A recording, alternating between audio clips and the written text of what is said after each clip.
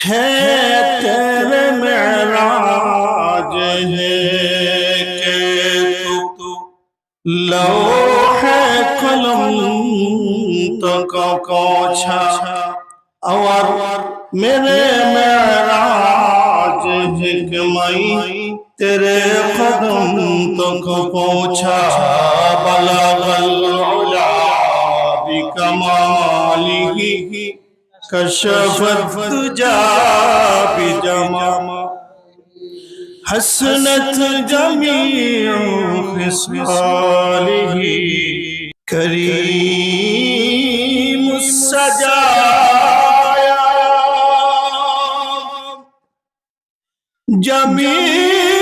जमीलुश शियम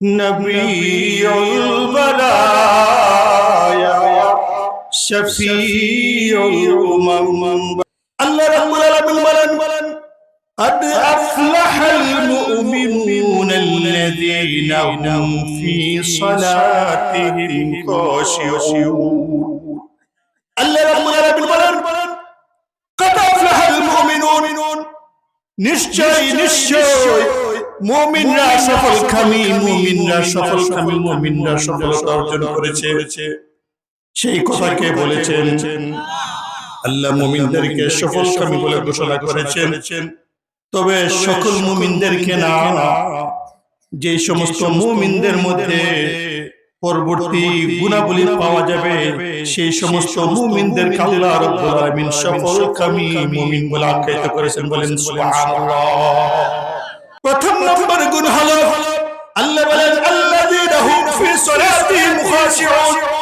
ওই সমস্ত মুমিন যারা নিজের নামাজ খুশু খুজুর সাথে আদায় করবে নিজের নামাজ মনোযোগের সাথে আদায় করবে গভীর মনোযোগে নামাজকে আদায় করবে কোনো তাড়াহুড়া করবে না অমনোযোগী করবে না মসজিদে ঢুকলো তাড়াহুড়া করে বের হয়ে যাবে না খুশু খুজুর সাথে রুকু করবে সিজদা করবে ফরজিয়াত আরকানগুলো আদায় করবে ওয়াজিবাতগুলো আদায় করবে আজকাল দেখা যায় অনেক মুসল্লিরা নামাজের আরকানগুলো সঠিকভাবে আদায় করে না সঠিকভাবে রুকু করে না সঠিকভাবে সিজদা করে না সঠিকভাবে কিয়াম করে না সঠিকভাবে জলসা করে না দুই সিজদার মধ্যে স্থিরভাবে বসতে হবে সেটা বসে না সামান্য মাথা উঁচু করে আবার সিজদায় চলে যায় রুকু থেকে স্থিরভাবে আবার দৃঢ়ভাবে দাঁড়াইতে হবে দাঁড়ায় না সামান্য মাথা উঁচু করে আবার সিজদায় চলে যায়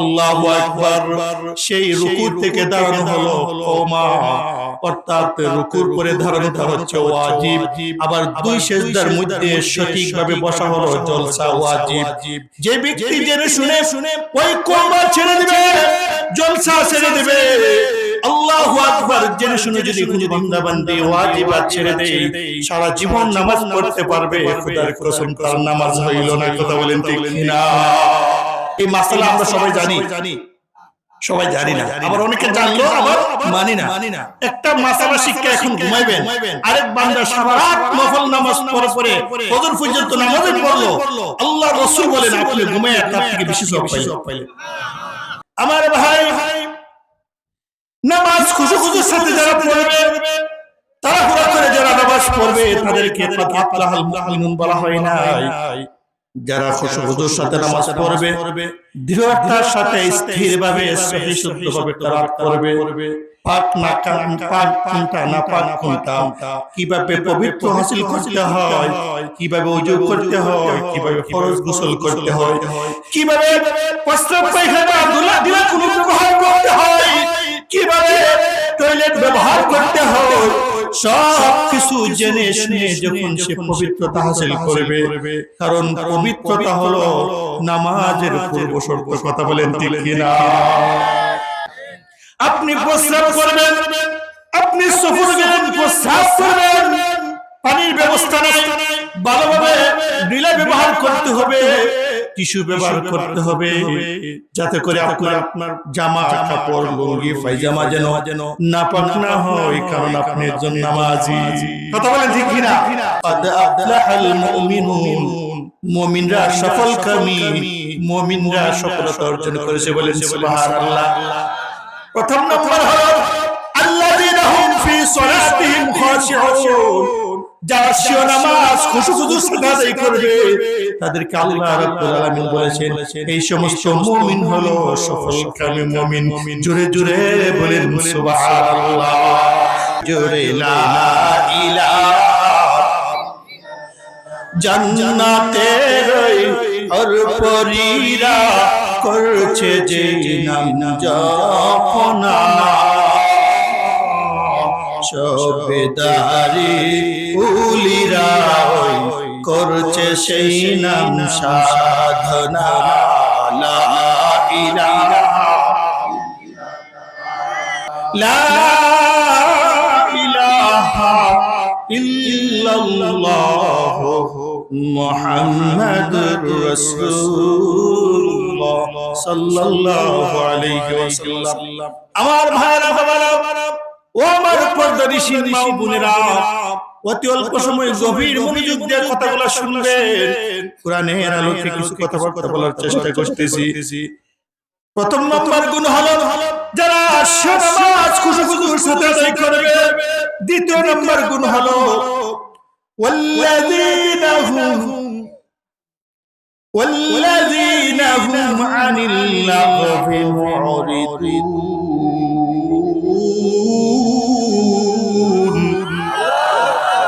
ওয়াল্লাযীনা হুম লিয-যাকাতি ফাঈলুন।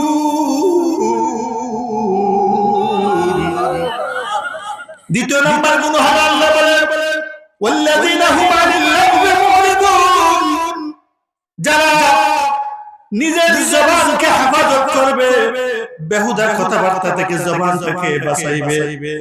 আমার ভাই, আমরা জবানের হেফাজত করি না, আমরা অনর্থক গালিগালাজ করি, কথা বলেন ঠিক কিনা? আমরা সমালোচনা করি, অপরের দোষ বলে বলে বেড়াই, মানুষের দোষ বর্ণনা করি, চগলখড়ি করি। আমার ভাই, নিজের দোষ দেখি না, অপরের দোষ খুব ভালোভাবে দেখি, কথা বলেন ঠিক কিনা? কিন্তু অপরের দোষ দেখলে আমার আল্লাহ পাক ডাইরেক্ট লানত দিয়েছেন। আল্লাহ বলেন ওয়াইলুল লিকুল্লি হুমাযাতিল লুমাযা। আল্লাহ রাব্বুল আলামিন বলেন আমি আল্লাহর পক্ষ থেকে লানত, অভিশাপ, দীক্ষার ধমক ওই সমস্ত ব্যক্তিদের প্রতি যারা মানুষ একে অপরের প্রতি একে অপরের বিষয়ে সামনে এবং পিছনে সমালোচনা করে বলেন নাউযুবিল্লাহ।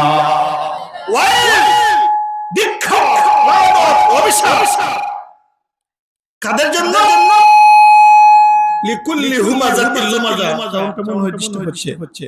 লিকুল্লি হুমাযাতিল লুমাযা, যারা সামনে এবং পিছনে নিন্দা করে সমালোচনা করে। নাউযুবিল্লাহ। ডাইরেক্ট কোরআনের আয়াত আলাম তারা, অর্থাৎ সূরাতুল ফিলের আগের সূরা সূরা লুমাযা আপনারা সকলে অধিকাংশই জানেন। ডাইরেক্ট আল্লাহ বলেছেন ওয়াইল, লানত আমি আল্লাহর পক্ষ থেকে লিকুল্লি হুমাযাতিল লুমাযা, যারা কি করে মানুষের সামনে পিছনে সমালোচনা করে।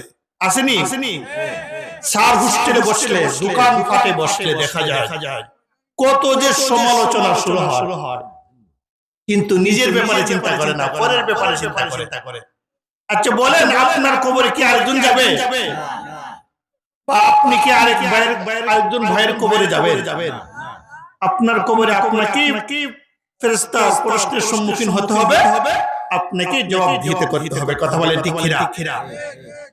আপনি যখন কবরে যাবেন, ফেরেশতারা তিনটা প্রশ্ন করবে, মার রাব্বুকা ওয়া মা দীনুকা ওয়া মা নাবিয়ুকা। তোমার প্রভুকে, তোমার ধর্মের নাম কি, তোমার নবীর পরিচয় দাও। যদি ওই তিনটা প্রশ্নের সম্মুখীন হওয়ার পরে আপনি সঠিকভাবে জবাব দিতে পারেন রাব্বি আল্লাহ, দীনুল ইসলাম, নবী মুহাম্মদুর রাসূলুল্লাহ সাল্লাল্লাহু আলাইহি ওয়াসাল্লাম, সুবহানাল্লাহ, আপনার কবরটা প্রশস্ত হয়ে যাবে, নূরে নূরান্বিত হয়ে যাবে, আপনার কবরটাকে জান্নাতের সাথে কানেকশন করে দিবে। সুবহানাল্লাহ। পক্ষান্তরে যখন আপনি জবাব দিতে পারবেন না, আপনার কবরটা এত সংকীর্ণ করে দেওয়া হবে, হাদিস শরীফের মধ্যে আসছে বুকের এক পাশের হাড়গুলো আরেক পাশের হাড়ের ভিতরে ঢুকে যাবে। আল্লাহু আকবার। এবং অন্ধকার, অবশ্যই রাতটুকু বেশি অন্ধকার হয়ে যাবে। এবং শুধু তাই না, 99টা অজগর সাপ দেওয়া হবে কামড় দেওয়ার জন্য, সবল দেওয়ার জন্য। সেই সাপ সম্পর্কে বলা হয়েছে হাদিস শরীফের ভাষায়, ওই 99টা সাপের কোনো একটা সাপ যদি দুনিয়ার মধ্যে নিক্ষেপ করত, দুনিয়ার গাছপালা তরুলতা জলে সরকার হয়ে যেত। বিষাক্ততা কত বেশি আবার চিন্তা করে দেখে। এমন একটা সাপ না, 99টা সাপ ধ্বংস থাকবে।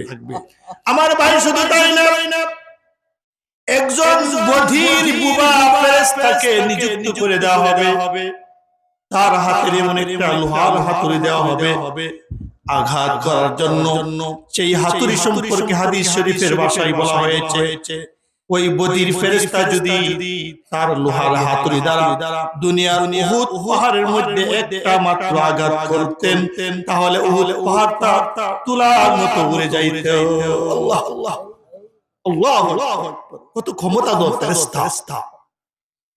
সেদিকে যাই না, আমি যে কথা বলতেছিলাম, আল্লাহ সকলকে মুমিন বলছেন, ওই সমস্ত মানুষদেরকে দ্বিতীয় নাম্বার গুণ হলো আল্লাযীনা হুম আনিল লাগফি মুরিদুন, যারা জবানের হেফাজত করবে, সেই জবানটাকে বেহুদা অনর্থক কথাবার্তা থেকে বিরত রাখবে, তাদেরকে আল্লাহ রাব্বুল আলামিন পূর্বেই ঘোষণা দিয়েছেন সফলকামী মুমিন। সুবহানাল্লাহ।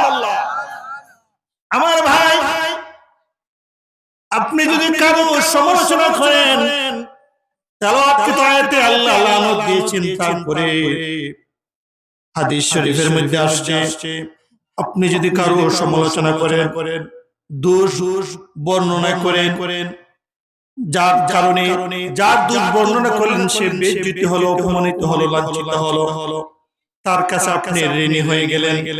কি হয়ে গেলেন? ঋণী হয়ে গেলেন। যদি আপনি কাউকে অন্যায়ভাবে গালি দেন, ঋণী হয়ে গেলেন। অন্যায়ভাবে কাউকে ধমক দেন, ঋণী হয়ে গেলেন। কথা বলেন ঠিক কিনা? শুধু টাকা পয়সার মাধ্যমে ঋণী হওয়া যায় না, টাকা পয়সার মাধ্যমে ঋণী হয়, আবার অনর্থক গালি দেওয়ার মাধ্যমে তার কাছে ঋণী হয়ে গেলেন, ধমক দেওয়ার মাধ্যমে ঋণী হয়ে গেলেন, অন্যায়ভাবে জুলুম অত্যাচার মারপিট করার কারণে ঋণী হয়ে গেলেন। আমার ভাই, আরেকজনের সমালোচনা করে তার মানহানি করলেন, তার ইজ্জত নষ্ট করলেন, তার ইজ্জতের উপর আঘাত হানলেন, আনার কারণে তার কাছে আপনি ঋণী হয়ে গেলেন। যতদিন পর্যন্ত তার কাছ থেকে অন্তরস্থল থেকে আপনাকে মাপ না দেবে, ততদিন পর্যন্ত কাল কিয়ামতের ময়দানে হাসরের মাঠে আল্লাহর কাছে জবাব দিতে হবে। কথা বলেন ঠিক কিনা? আলা কুল্লুকুম রা'in ওয়া কুল্লুকুম মাসউলুন আন রা'য়াতিহি। জগতের প্রত্যেকটা মানুষ দায়িত্ববান এবং প্রত্যেকটা মানুষ যার যার দায়িত্ব সম্পর্কে আল্লাহ পাকের কাঠগড়ায় জবাবদিহিতা করতে হবে। আপনি একজন মুসলমানের ভাই, আল মুসলিম আফুল মুসলিম, মুসলমান ভাই, কিন্তু প্রকৃত মুসলমান আল মুসলিমু মান সালিমাল মুসলিমুনা মিন লিসানিহি ওয়া ইয়াদিহি। আল্লাহ নবী বলেছেন, প্রকৃত মুসলমান ওই ব্যক্তি যার হাত থেকে, যার জবান থেকে আরেকজন মুসলমান নিরাপদ, সে হলো প্রকৃত মুসলমান। কিন্তু আপনি সেই দায়ভার পালন করলেন না। আপনি আরেকজন মুসলমানের তার সমালোচনা করে ইজ্জতের উপর আঘাত এনে তার সম্মান হানি করলেন, নষ্ট করলেন, তাকে হেয় প্রতিপন্ন করলেন, তাহলে আপনার জবান থেকে সে রক্ষা পায় নাই। কথা বলেন ঠিক কিনা? সেই হাদিস অনুযায়ী প্রকৃত মুসলমান হইতে হলে আপনার জবান থেকে আরেকজন মুসলমান নিরাপদ রাখতে হবে। কথা বলেন ঠিক কিনা? এখন নিরাপদ রাখলেন না, আল্লাহ বলেছেন কুল্লুকুম রা'in ওয়া কুল্লুকুম মাসউলুন আন রা'য়াতিহি। জগতের প্রত্যেকটা মানুষ দায়িত্ববান এবং প্রত্যেকটা মানুষ তার দায়িত্ব সম্পর্কে আল্লাহ পাকের কাঠগড়ায় জবাবদিহিতা করতে হবে। আপনার জবান থেকে যেন আপনার ভাই মুক্তি পাইল না, রেহাই পাইল না, নিরাপদ পাইল না, আল্লাহর কাঠগড়ায় আপনাকে জবাবদিহি করতে হবে। কথা বলেন ঠিক কিনা? বাঁচার উপায় আছে? শুধু তাই না, কাল হাসরের মাঠে সেই জবানের হেফাজত না করার কারণে তার গুনার বোঝা আপনার মাথায় নিতে হবে, অথবা তাকে নেকি দিতে হবে।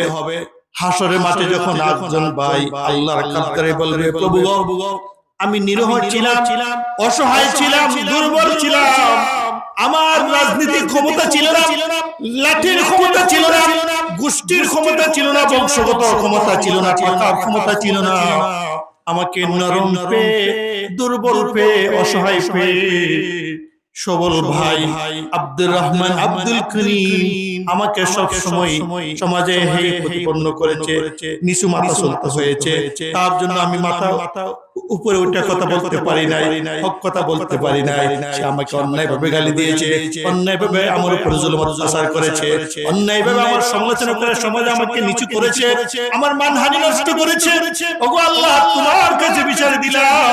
আল্লাহ রাব্বুল আলামিন আব্দুর রহমানকে রেখে বলবে, রে আব্দুর রহমান, তুমি করছুনি, অস্বীকার করবে।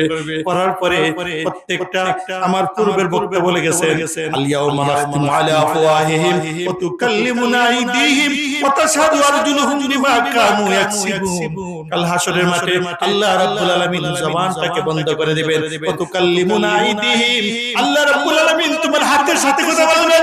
ওয়া তাশহাদু আরজুলুহুম, তোমাদের পা সমূহ সাক্ষী দিবেন।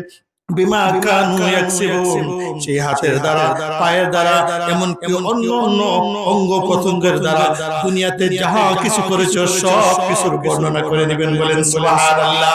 যখন আল্লাহ জিজ্ঞাসা করবেন, তুমি অস্বীকার করবে, হাতে বলে আল্লাহ আমাকে তারা জুলুম করেছে, পায়ে বলবে আল্লাহ জুলুম অগ্রসর হয়েছে, জবানে বলবে আল্লাহ, টুটি বলবে আল্লাহ আমাকে তারা গালি দিয়েছে, জিহ্বা বলবে আল্লাহ আমাকে তারা এইভাবে গালি দিয়েছে। বলেন নাউজুবিল্লাহ। বাঁচার উপায় আছে, এরপর আরো সাক্ষী আছে, আরো সাক্ষী আছে, আল্লাহ দিবে, আল্লাহ প্রমাণ করবে।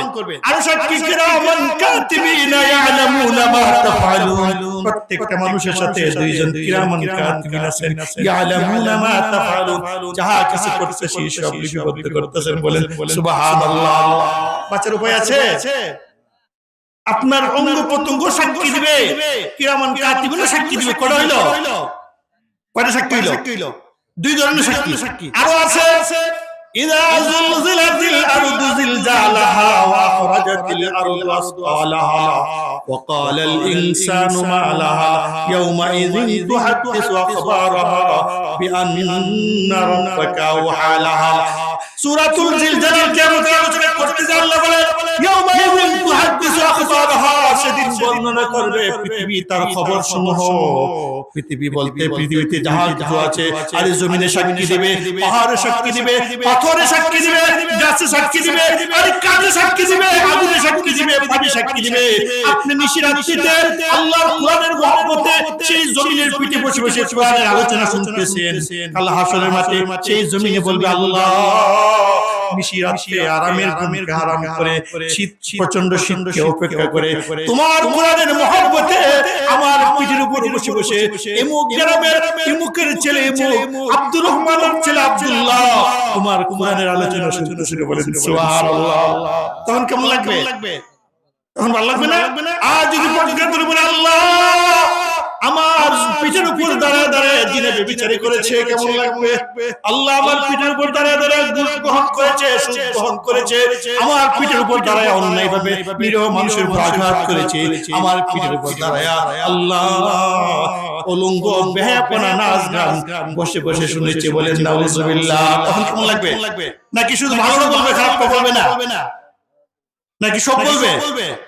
আল্লাহ কোরআনে বলেন, ফামান ইয়ামাল মিসকালা যাররাতিন খায়রান ইয়ারা ওয়া মান ইয়ামাল মিসকালা যাররাতিন শাররান ইয়ারা।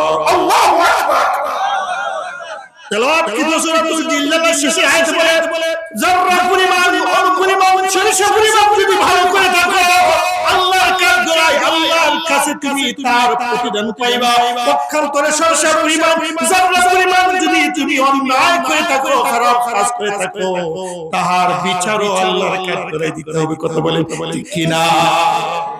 দেখছেন সাক্ষীর অভাব নাই, নিজের অঙ্গ প্রত্যঙ্গের সাক্ষী। কিরামান কাতিবিনের সাক্ষী আপনার জমিনে সাক্ষী দিবে, পাথরের আড়ালে দাঁড়িয়ে যা করেছেন ভালো করে থাকতো সাক্ষী দিবে, খারাপ করে থাকতো সাক্ষী দিবে, গাছের আড়ালে বসে যা করেছেন, গাছের উপরে বসে যা করেছেন গাছে সাক্ষী দিবে, ফাঁকে সাক্ষী দিবে, এমনকি পানির নিচে ডুব দিয়া আপনি যদি ভালো কাজ করে থাকেন সাক্ষী দিবে ভালো, আর যদি অন্যায় কাজ করে থাকেন অন্যায়ের পক্ষে সাক্ষী দিবেন। কথা বলেন ঠিক কিনা? বাচ্চার উপায় আছে? উপায় নাই। তাহলে জবানের হেফাজতের দরকার আছে কি নাই? কাল হাসরের মাঠে মানুষ মানে নিমুখ হারাম অস্বীকার করবে, আল্লাহ এমন না এটা করি না বা ভুলে যাবে, তখন তার অঙ্গ প্রত্যঙ্গ দিয়ে সাক্ষী দিবে। এখন আর অস্বীকার করার ক্ষমতা আছে? থাকবে না। এই জন্য জবানের হেফাজতের দরকার আছে কি নাই? নিরহ মানুষ আল্লাহর কাছে বহু অত্যন্ত পছন্দনীয়। গরিব দুঃখী এতিম বিধবা এতিম মিসকিন নিরহ অসহায় এই সমস্ত মানুষদেরকে আল্লাহ বেশি পছন্দ করে। প্রবাদ কাল হাসরের মাঠে আল্লাহ বলবেন রে আব্দুর রহমান রে আব্দুল করিম, কারণ নামের সাথে মিলে কষ্ট নেন না, আমি উদাহরণ বলতেছি। আল্লাহ বলবে রে আব্দুল করিম রে আব্দুর রহমান, হাদিসে কুদসির অনুবাদ করতেছি, আল্লাহ বলবেন রে আব্দুর রহমান, আমি শীতের মৌসুমে তোমার কাছে শীতের একটা বস্ত্র বা একটা কাপড় একটা কম্বল চেয়েছিলাম, তুমি আমাকে দাও না। তোমার কাছে আমি খাবারের জন্য গিয়েছিলাম, তুমি আমাকে খাবার দাও নাই, ফিরে দিয়েছো, ধূপ দিয়ে বের করে দিয়েছো। আব্দুর রহমান বলবে আল্লাহ তুমি তো খাবারের মুখাপেক্ষী না, তুমি তো শীতের মুখাপেক্ষী না, আমার তো বুঝে আসলো না তুমি কিভাবে আমার কাছে শীতের কাপড় চাইলা, খাবার চাইলা, আমার বুঝে আসলো না। তখন আল্লাহ বলবে রে আব্দুর রহমান, তুমি সামর্থ্যবান ছিলা, তুমি টাকার মালিক ছিলা, তুমি খুব ক্ষমতাবান ছিলা, তুমি মানুষদেরকে কম্বল বিতরণ করেছো, তোমার পরিচয় মানুষদেরকে দেখে কম্বল বিতরণ করেছো। এমুক গ্রামের একটা বিধবা মহিলা একটা এতিম ছাত্র মাদ্রাসার একটা এতিম ছাত্র একটা কম্বলের জন্য তোমার কাছে আশা ছিল, তুমি তাকে ধমক দিয়ে তাড়াই দিয়েছো। তুমি যদি ওই এতিম সন্তানটাকে বিধবা মহিলাটাকে কম্বলটা দিতা, আমি আল্লাহ পেয়ে যেতাম। দেখছেন কেমন কথা? আল্লাহু আকবার। আল্লাহ তো শীতের মুখাপেক্ষী না, কম্বলের মুখাপেক্ষী না, খাবারের মুখাপেক্ষী না। আল্লাহ বলেন আব্দুল করিম, গরিব মিসকিন অসহায় তোমার কাছে এক প্লেট ভাত চেয়েছিল, তোমার সামর্থ্য টাকা সত্ত্বেও তুমি ফিরে দিয়েছো। সেদিন যদি তুমি সেই গরিব এতিম মিসকিনটাকে খাবারটা দিয়ে দিতা, আমি আল্লাহ খেয়ে যাইতাম। সুবহানাল্লাহ। তাহলে কি বোঝা যায়? শুধু তাই না, আল্লাহ নবী বলেন সালাত দাওয়াতিন মুস্তাজাবাতিন লা শাক্কা ফি দাওয়াতুল মাজলুম ওয়া দাওয়াতুল মুসাফির ওয়া দাওয়াতুল ওয়ালিদি আলা ওয়ালাদিহি। গরিবদের পক্ষে নবীজির হাদিস সালাত দাওয়াতিন মুস্তাজাবাতিন, আল্লাহ নবী বলেন তিন শ্রেণীর ব্যক্তির দোয়া আল্লাহ পছন্দ করেন, আল্লাহ কবুল করেন, লা শাক্কা ফি, সন্দেহের কোনো অবকাশ নাই। প্রথম নাম্বার হলো দাওয়াতুল মাজলুম, অসহায় গরিব দুঃখীদের দোয়া আল্লাহ পছন্দ করেন, আল্লাহ কবুল করেন। বলেন সুবহানাল্লাহ। গরিব মিসকিন অসহায়দের দোয়া আল্লাহ কবুল করেন, লা শাক্কা ফি, কোনো কি নাই, সন্দেহের অবকাশ নাই, কোনো সন্দেহ নাই। এ কথা বলে না যে ধনীদের দোয়া কবুল করেন, কোনো সন্দেহ নাই। কি বলছে? গরিবদের দোয়া, অসহায়দের দোয়া, মাজলুম অসহায় যারা নিরহ, আলেম ওলামারা নিরহ ছিল, আল্লামা সাঈদী সাহেব নিরহ ছিল, আল্লামা মামুনুল হক সাহেব নিরহ ছিল, চোখের পানি ফেলে জেলখানে আবদ্ধ হয়ে আল্লাহর কাছে কান্নাকাটি করেছে, আল্লাহ কবুল করেছে। কথা বলেন ঠিক কি না? কারণ সকল ধরনের ক্ষমতা তোমার হাতে ছিল, সকল ধরনের বাহিনী তোমার হাতে ছিল। এক ঘন্টা আগে কেউ কল্পনা করে না যে তোমার ক্ষমতা চলে যাবে, কারণ তোমার ক্ষমতার পাহাড় সমতুল্য ছিল। কথা বলেন ঠিক কিনা? এবং চতুর্দিকে আমাদের যে ইন্ডিয়া, ভারত কার পক্ষে ছিল? ফ্যাসিস্ট সরকারের পক্ষে ছিল। কথা বলেন ঠিক কিনা? কিন্তু আমরা যারা উলামায়ে কেরাম নিরহসায় ছিল, তারাও কল্পনা করে নাই এত সহজে তার ক্ষমতা চলে যাবে। শুধু ক্ষমতা চলে যায় নাই, কি হয়েছে? পলায়ন করতে হয়েছে। পৃথিবীর ইতিহাসে কয়টা রাষ্ট্রের মধ্যে আছে যেমন ভাবে সরকার প্রধান পালিয়ে গেছে, পরে হয়েছে সিরিয়ার আর শ্রীলঙ্কা আগে হয়েছে। এই উল্লেখযোগ্য বাংলাদেশ, শ্রীলঙ্কা আর সিরিয়া। আর না হয় এত লম্বা সময় ক্ষমতা থাকা সত্ত্বেও পালন করার লাগে কেন? বুঝা গেল আল্লাহ গজব, আল্লাহর কি গজব। আর কেন আসছে? নিরপরাধ মানুষদেরকে হত্যা করেছেন, ফাঁসি দিয়েছেন, গুম করেছেন। নিরপরাধ মানুষদেরকে আপনি অনর্থক জেলখানায় বন্দী করে তাদেরকে কি দিয়েছেন? বিভিন্ন ভাবে কষ্ট দিয়েছেন, জবানবন্দি নেওয়ার জন্য রিমান্ড দিয়েছেন। আল্লাহু আকবার। আল্লাহর আরশ কেঁপে উঠেছে, কারণ আল্লাহ বলেছেন দাওয়াতুল মাজলুম, যারা মাজলুম, অসহায়, যারা নিরহ, তাদের দোয়া আল্লাহ গ্রহণ করেন। লা শাক্কা ফি, সন্দেহের কোনো অবকাশ নাই। কথা বলেন ঠিক কি না? এইজন্য বলতেছিলাম আমার তাফসীরের দিকে যাই। আল্লাহ রাব্বুল আলামিন বলেন মুমিনদেরকে সফলকামী বলে আখ্যায়িত করেছেন, ঘোষণা দিয়েছেন, সুসংবাদ দিয়েছেন। তবে সকল মুমিনদেরকে না, যাদের মধ্যে পরবর্তী তেলাওয়াত আয়াতের গুণাবলী পাওয়া যাবে। প্রথম নাম্বার হলো আল্লাযীনা হুম ফি সালাতিহিম খাশিউন, যারা নামাজ খুশু সাথে আদায় করবে। দ্বিতীয় নাম্বার গুণ হলো যারা জবানের হেফাজত করবে, অনর্থক কথাবার্তা বলা থেকে নিজের জবানটাকে বাঁচিয়ে রাখবে। আল্লাহ তাদের ব্যাপারে আল্লাহ বলেন কাদ আফলাহাল মুমিনুন, তারা সফলকামী মুমিন। বলেন সুবহানাল্লাহ। জবানের হেফাজত করবেন তো ইনশাআল্লাহ। আসুন 3 নম্বর গুণ আল্লাহ বলেন ওয়াল্লাযীনা হুম লিয-যাকাতি ফাঈলুন। আল্লাহ রাব্বুল আলামিন বলেন যারা স্বীয় যাকাত সঠিক সময়ে সঠিক স্থানে প্রদান করবে তাদেরকে সফলকামী মুমিন হিসেবে আখ্যায়িত করেছেন। বলেন সুবহানাল্লাহ। প্রথম নম্বর গুণ মনে রাখতে হবে, ওয়াজ শুনলে খালি চলবে না, এবং আমলের নিয়তে শুনবেন, মনে রাখবেন যাতে আমল করতে পারেন। সফলকামী মুমিন আল্লাহ সবাইকে বলেছেন নাকি বিশেষ কিছু মুমিনদেরকে? বিশেষ কিছু, যাদের মধ্যে এই গুণাবলীগুলো থাকবে, উল্লেখিত গুণাবলী। প্রথম নাম্বার নামাজটা খুশুখুশুর সাথে তাড়াহুড়া করে না। দ্বিতীয় নাম্বার জবানের হেফাজত, সংক্ষেপে বলতেছি। তৃতীয় নাম্বার যারা স্বীয় যাকাত সঠিক সময়ে সঠিক স্থানে প্রদান করবে। এবার আসুন সঠিক সময়ে সঠিক স্থানে প্রদান করার মানে কি? সঠিক সময় বলতে যখনই যাকাতটা ফরজ হয়েছে বা ওয়াজিব হয়েছে, বিলম্ব না করে সাথে সাথে কি করে দেওয়া, যাকাতটা প্রদান করে দেওয়া। দ্বিতীয় নম্বর হলো যাদেরকে যাকাত দিবেন, যেমন যাকাত, সদকা, ফিতর, চামড়ার টাকা এবং মান্যতের টাকা, এই সমস্ত টাকা দেওয়ার জন্য মাসারেফ কি আছে?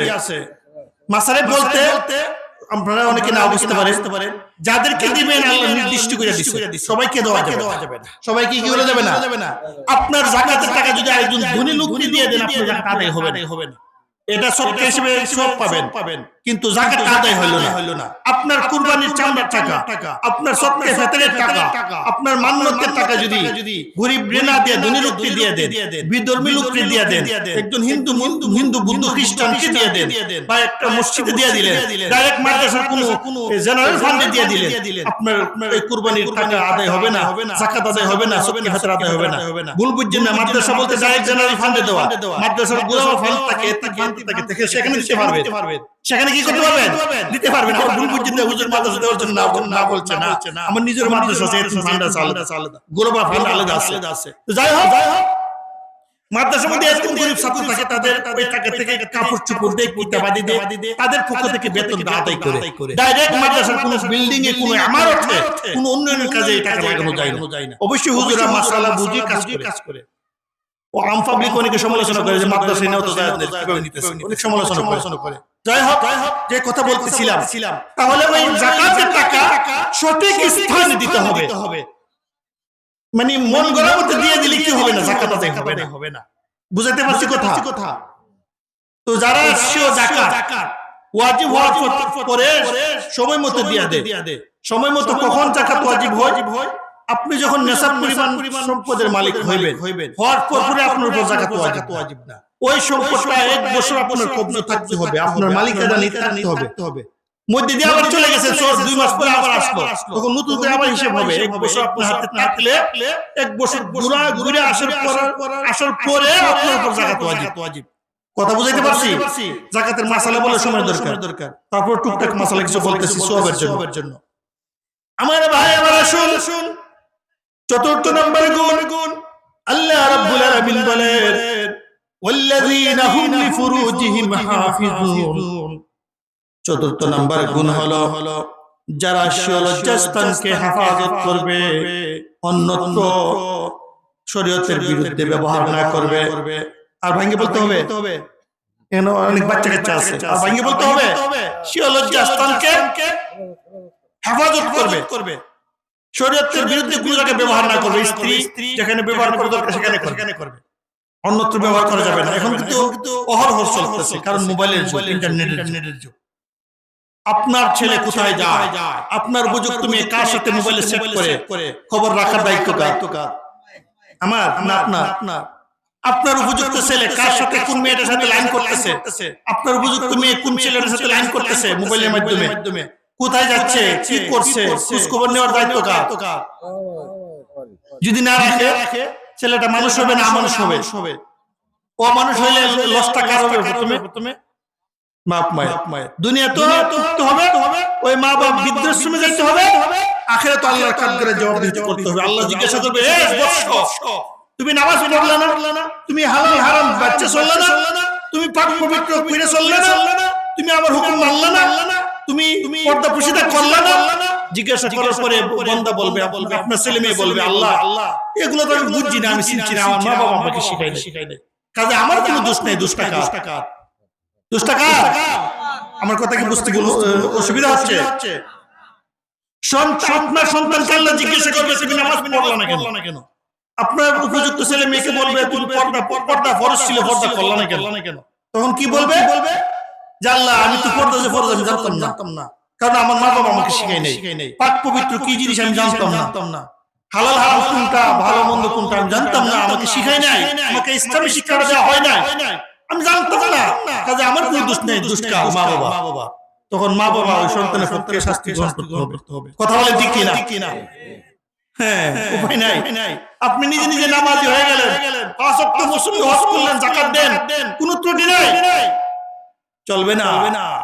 আপনার অধীনস্থ যারা আছে, আপনার ফ্যামিলির, আপনার ছেলে, আপনার মেয়ে, আপনার স্ত্রী, আপনি মসজিদে নামাজে এসে গেলেন, কথা প্রসঙ্গে চলে আসছে বলতে হয়, আপনি আযান দেওয়ার সাথে নামাজ আসলেন, কিন্তু গরু খোঁজখবর নিয়ে দেখলেন না যে আপনার স্ত্রী নামাজ পড়ছে কিনা।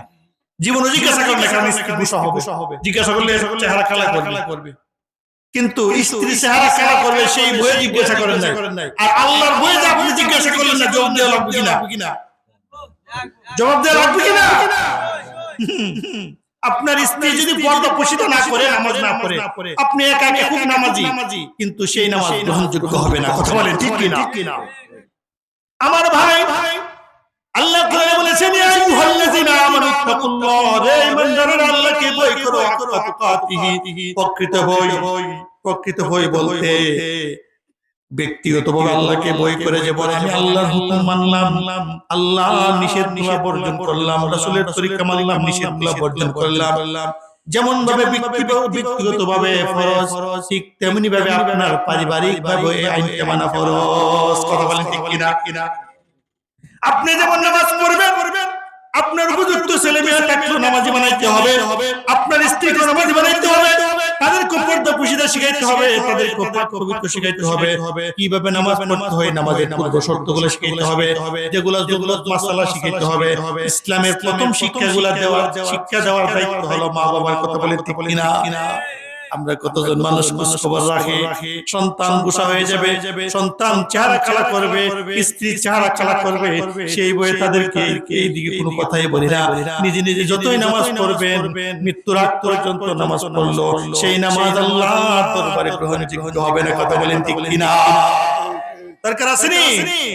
আমার ভাই আসুন, আল্লাহ রাব্বুল আলামিন বলেন, ওয়াল্লাযীনা হুম লিফুরুজিহিম হাফিজুন, যারা স্বীয় লজ্জাস্থানকে হেফাজত করবে আল্লাহ রাব্বুল আলামিন তাদেরকে সুসংবাদ দিয়েছেন কাদ আফলাহাল মুমিনুন ওই সমস্ত মুমিনরা হইল সফলকামী মুমিন সুবহানাল্লাহ তারা সফলকামী মুমিন এবার আসুন সামনে দিকে যাই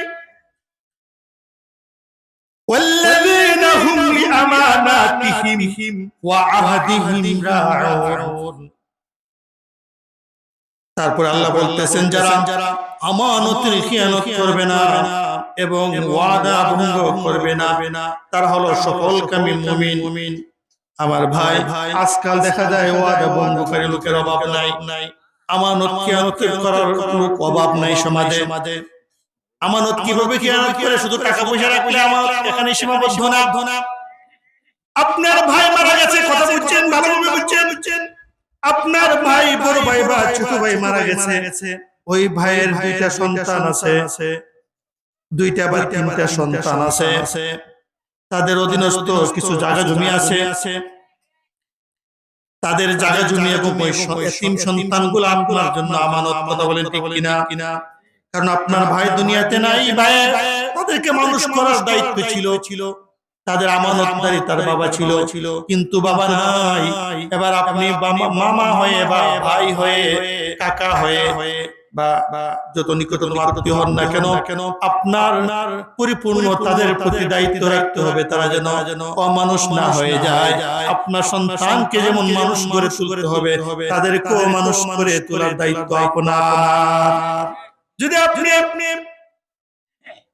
যদি আপনি কি করেন তাদের খেয়াল না রাখেন বরং উল্টা তার বাবা যে সম্পদগুলো রেখে গেছে কিভাবে আত্মসাৎ করবেন সেই কলা কৌশলে আপনি ব্যস্ত হয়ে গেছেন আসেনি সমাজে অভাব নাই হ্যাঁ কোথায় কথা বল যেদিকে যাই সেদিকে মানে অসুখ সেদিকে সমস্যা সারা গায়ে যদি পুরা থাকে বা কাটাছিরা থাকে কোন জায়গায় ওষুধ দিবেন নামাজ দিয়া জান্নাতে যাওয়া কঠিন যাওয়া যাবে না কোন ইবাদত দিয়ে তো যাওয়া যাবে না ইবাদত ছিলা থাকবে যে কোনো বন্দেগী ওসিলা থাকবে তো আল্লাহর হুকুম মানতে হবে এ বলে আবার যদি কোন নামাজ দিয়ে যেত জান্নাতে যাওয়া যাবে না নামাজের দরকার কি নাউজুবিল্লাহ আপনি কাফির হয়ে যাবেন নামাজ কে অস্বীকার করলে কথা বলেন ঠিক কিনা আল্লাহর যে কোনো ফরজ বিধান ওয়াজিবাত বিধান যদি অস্বীকার করেন একটা বিধান যদি অস্বীকার করেন আপনি কাফির কিন্তু অবহেলা করে করতে পারছেন না কাফির হবেন না কিন্তু অস্বীকার করলে কি কাফের অনেকে বলে ফেলে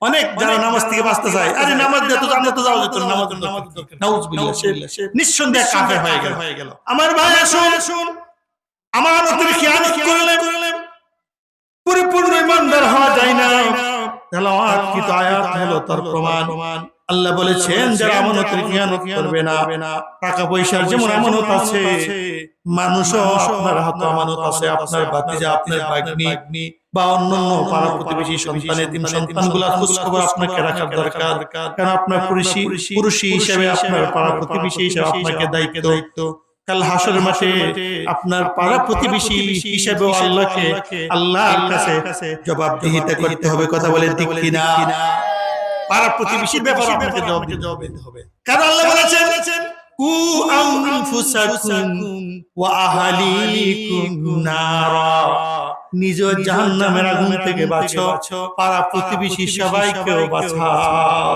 শুধু নিজের কথা বলছে এজন্য এই কাজটা যারা করবে নিজেও বাঁচবে পাড়া প্রতিবেশী সবাইকে বাঁচাইবে সবাইকে ভালো কাজের উপদেশ দিবে খারাপ কাজ থেকে বারণ করবে আর সেই কাজটা করার কারণে দুনিয়ার সর্বশ্রেষ্ঠ জাতি হিসেবে আল্লাহ তৈরি করেছেন খায়রা উম্মাতিন উখরিজাত লিন-নাস তা'মুরুনা বিল মা'রুফি ওয়া তানহাউনা আনিল মুনকার বলেন সুবহানাল্লাহ শ্রেষ্ঠ জাতি হিসেবে আখ্যায়িত করেছেন খায়রা উম্মাতিন তোমরা হলো শ্রেষ্ঠ জাতি কোন কারণে তা'মুরুনা বিল মা'রুফ ওয়া তানহাউনা আনিল মুনকার মানুষদেরকে নিজে যেমন ভালো কাজ করো মানুষদেরকে ভালো কাজ উপদেশ দাও নিজে যেমন খারাপ কাজ বর্জন করো মানুষদেরকে খারাপ কাজ থেকে বাধা প্রদান করো মান রাআ মিনকুম মুনকারান ফালইউগাইয়িরহু বিয়াদিহি ফাইন লাম ইস্তাতি বিলিসানিহি ওয়া ইন লাম ইস্তাতি বিকলবিহি যালিকা আযামুল ঈমান তোমার সামনে যদি একটা খারাপ কাজ হয় তুমি হাতের দ্বারা বাধা প্রদান করো দায়িত্ব আছে কি না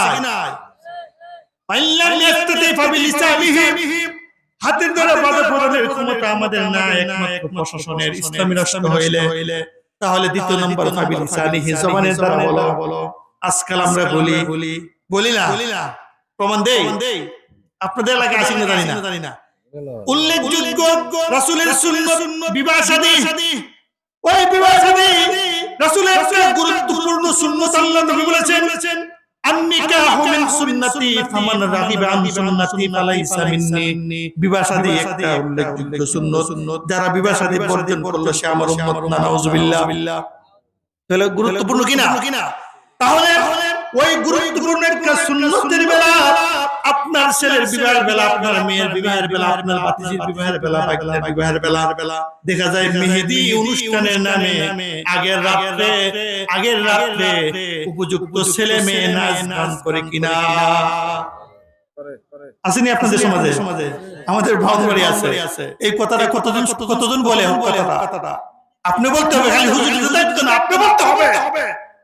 এত বড় একটা উল্লেখযোগ্য বিবাহ শাদী রাসূলের সুন্নাত, মান তামাসসাকা বিসুন্নতি ইনদা ফাসাদি উম্মতি। আখির জামানে একটা সুন্নাতকে জিন্দা রাখলে 100 গোলাকাটা শহীদ হইছো। কখন পাবেন?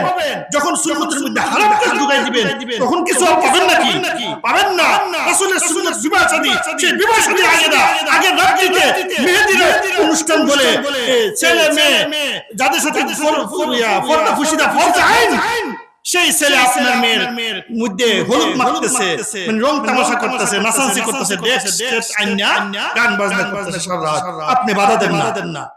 দায়টা কার? আপনার। দায়টা কার? আর এই সমস্ত বিবাহ শাদী পরে যদি ওই মা বাবার, ওই স্বামী স্ত্রীর ঘর থেকে যখন সন্তান জন্ম হয়, সেই সন্তান মানুষ হবে না, কুসন্তান হবে। কথা বলেন ঠিক কিনা?